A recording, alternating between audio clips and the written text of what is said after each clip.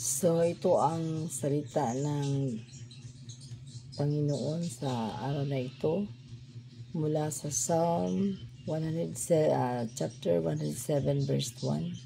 Sinabi dito, "Thankful to the Lord, for He is good. His love endures forever." Hello po, good morning. So, dito tayo sa pagbibigay ng ating testimony sa salita ng Diyos. So, ang salita ng Diyos ay kinuha ko mula sa Psalm chapter 107 verse 1. Sa salita ng Panginoon, mga kapatid, sobrang thankful talaga ako sa Kanya sapagkat kung wala siya sa aking buhay, wala ang kanyang presensya, ay wala akong magagawa. Talagang napakabuti ng Diyos sa aking buhay. Lalo na noong 2021 na kaming buong mag-anak ay nagkasakit.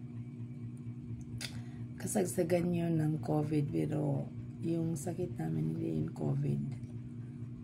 Sobrang inuubo kami, yung napaka hard talaga ng aming ubo. At dumating sa punto na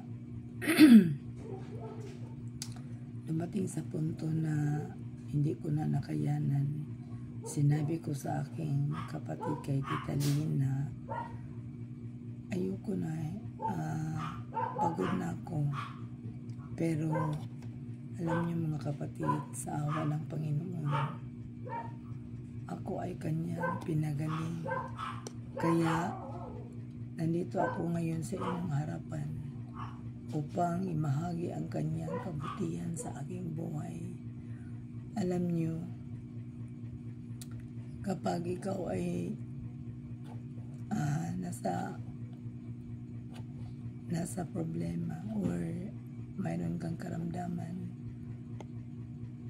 tawagin mo lang ang Panginoon at siya ay tapat sa kanyang pangako.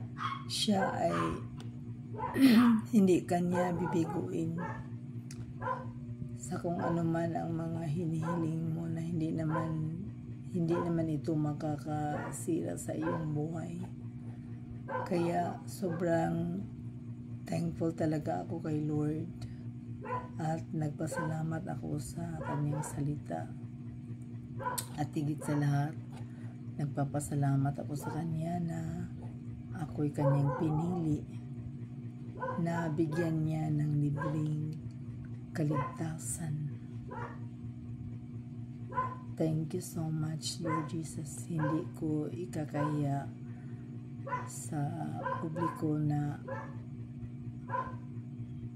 ikaw, Panginoong Hesus, ang aking sinasamba sa espiritu at sa katotohanan. Maraming salamat na ako ay pinili sa lahat ng mga tao, sa lahat ng iyong mga nilalang na ako ay iyong pinili. Maraming salamat.